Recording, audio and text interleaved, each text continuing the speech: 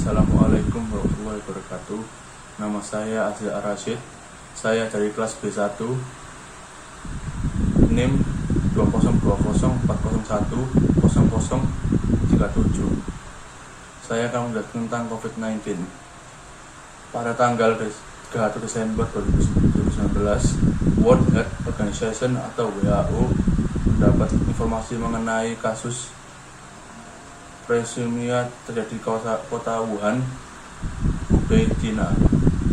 Tanggal 7 Januari 2020, otoritas China konfirmasi telah identifikasi virus baru yaitu coronavirus, yang merupakan famili dari virus flu seperti virus SARS dan MERS, yang dimana dilaporkan lebih dari 2000 kasus infeksi virus tersebut terjadi di China termasuk di luar provinsi Hubei.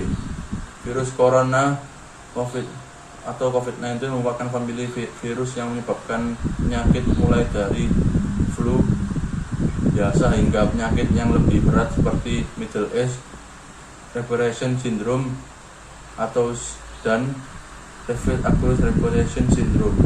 Pada 11 Februari 2020, WHO mengumumkan nama virus corona jenis baru tersebut dengan coronavirus disease 2019 atau disingkat dengan COVID-19. Masa inkubasi dapat bervariasi antar pasien, yaitu 2-14 hari setelah terpapar COVID-19. Berdasarkan periode inkubasi yang ditunjukkan sebelum, yaitu pada virus MERS, pada inkubasi 24 hari telah diamati dalam penelitian terbaru. WHO mengatakan periode ini yang panjang menjaminkan paparan ganda coronavirus. Menurut laporan terbaru, ada kemungkinan orang terinfeksi COVID-19 dapat menular sebelum menunjukkan gejala yang signifikan. Penularan dari orang yang diperkirakan terjadi melalui droplet ketika orang yang terinfeksi batuk atau bersin, mirip dengan bagaimana influenza bagian pernapasan lainnya yang dapat terhirup ke dalam paru-paru. Penularan COVID-19 dapat juga terjadi karena menyentuh permukaan atau objek yang memiliki virus di atas, kemudian orang tersebut menyentuh mulut, hidung, dan kemudian mata mereka sendiri. Antibiotik tidak bekerja melawan virus ini. Antibiotik digunakan hanya untuk melawan bakteri saja. Antibiotik tidak boleh digunakan sebagai sarana pencegahan atau pengobatan infeksi virus ini.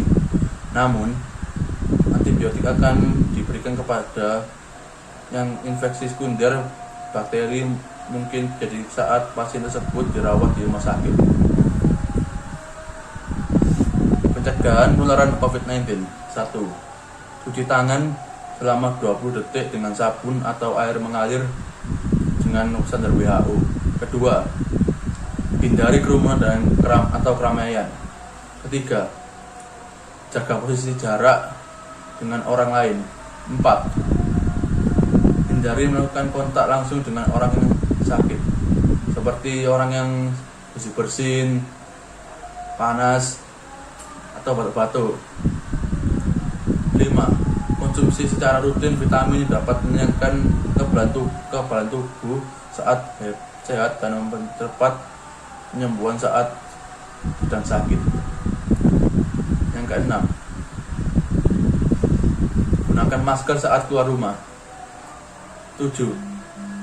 Membersihkan dan secara berkala barang-barang yang sering disentuh.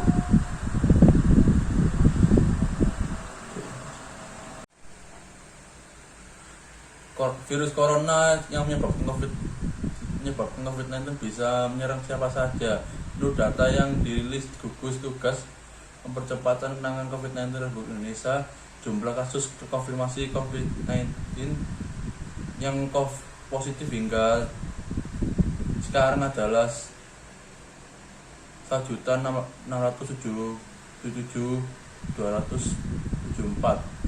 orang dengan jumlah kematian 45.796 orang. Tingkat kematian case fatality rate akibat COVID-19 adalah sekitar 2,7% jika dilihat dari persentase angka kematian yang dibagi menurut golongan usia.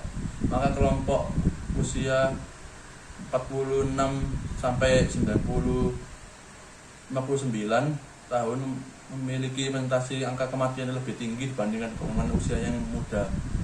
Sedangkan berdasarkan jenis kelamin 56,6% menderita meninggalnya COVID-19 adalah laki-laki dan 43,4% sisanya adalah perempuan. Gejala virus COVID-19, infeksi corona dan COVID-19 merupakan gejala flu, yaitu demam,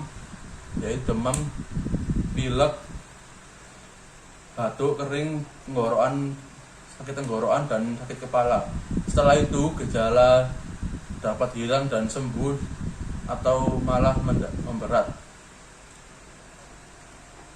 Penderita dengan gejala yang berat bisa mengalami demam tinggi, batuk, atau malah berdahak atau batuk berdarah, sesak nafas, dan nyeri dada. Gejala-gejala tersebut muncul ketika tubuh bereaksi melawan virus corona. Secara umum ada tiga yang menandakan seorang infeksi virus corona, yaitu pertama, demam suhu sampai 38 derajat Celcius. 2. Batuk kering. 3. Sesak nafas. Ada beberapa gejala lain yang bisa muncul dari infeksi virus corona yang meskipun lebih jarang, yaitu 1. Diare. 2. Sakit kepala. 3. Konjungtivitas. 4. Hilangnya kemampuan ngecap rasa, seperti indera perasa kita ini hilang gitu. Yang 5, hilangnya kemampuan untuk mencium bau. 6, yang terakhir, ruam di kulit. Gejala-gejala COVID-19 umumnya muncul pada waktu 2 hari sampai 2 minggu setelah menderita terpapar COVID-19. Sebagai pasien yang terinfeksi virus corona bisa mengalami penurunan oksigen tanpa adanya gejala apapun. Kondisi ini disebut happy hypoxia. Guna memastikan apakah gejala-gejala tersebut merupakan gejala dari virus corona, diperlukan rapid test atau CPR.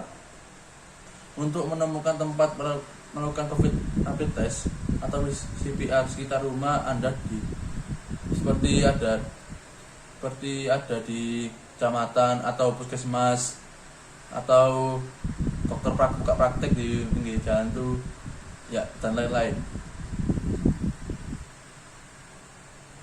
Kapan harus ke dokter? Segera lakukan isolasi mandiri bila Anda mengalami gejala infeksi virus corona COVID-19 seperti yang telah disebutkan di atas. Dalam 2 minggu terakhir Anda ada di daerah memiliki kasus COVID-19 atau kontak dengan penderita COVID-19. Setelah itu, hubungi hotline COVID-19 untuk mendapatkan pengarahan lebih lanjut. Bila Anda mungkin terpapar COVID-19 tapi tidak mengalami gejala apapun, Anda tidak perlu memeriksa diri ke rumah sakit. Cukup tinggal di rumah selama 14 hari, membatasi kontak dengan orang lain. Bila muncul gejala, baru lakukan isolasi mandiri.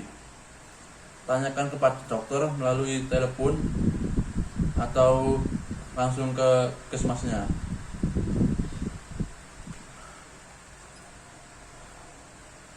Bila Anda memerlukan pemeriksaan, langsung ke dokter, jangan langsung ke rumah sakit, karena itu akan meninggalkan resiko Anda tertular dan menularkan COVID-19 ke orang lain.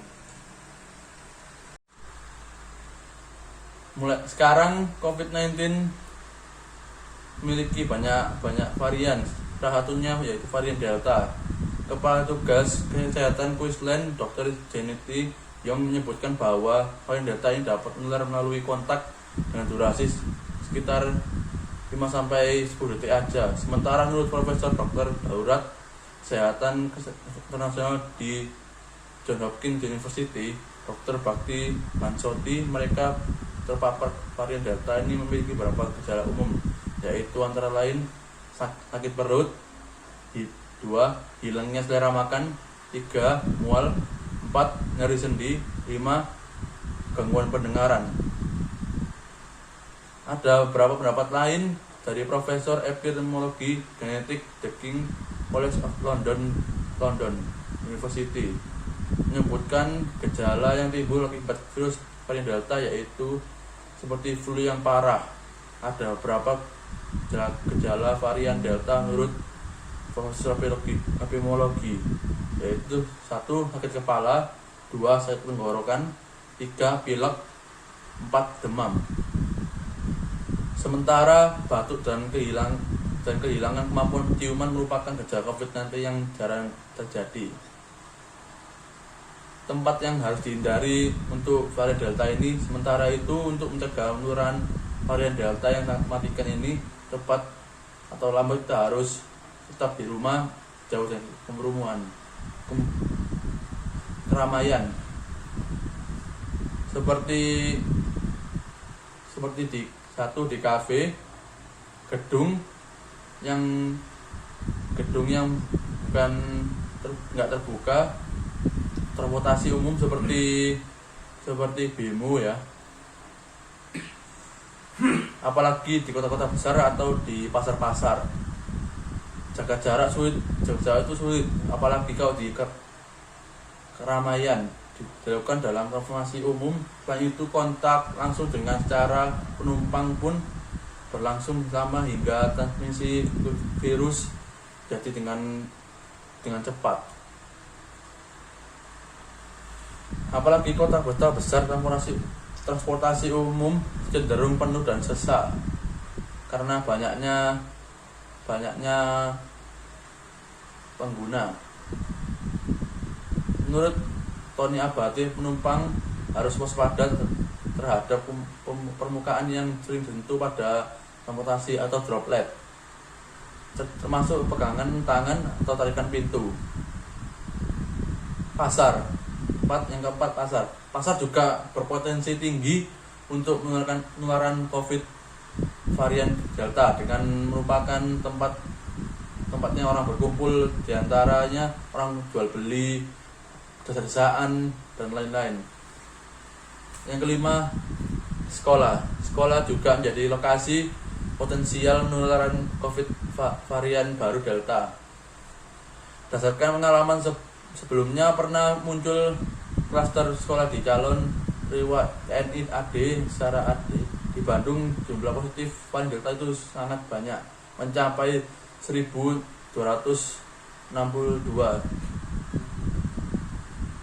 Yang terakhir, di tempat kerja, terutama lokasinya tertutup atau gedung yang tertutup, juga harus dihindari karena rawan COVID-19, apalagi jika lokasi kerja itu memiliki ventilasi yang buruk hingga beresiko terjadinya penularan COVID-19. Ya, kesimpulan dari materi saya, COVID-19 adalah virus yang mematikan, tidak untuk usia muda maupun tua, anak-anak atau dewasa. Ya, selalu pakai masker, jaga jarak antara orang lain, patuhi protokol kesehatan. Sekian dari saya Azhar Rashid. Wassalamualaikum warahmatullahi wabarakatuh.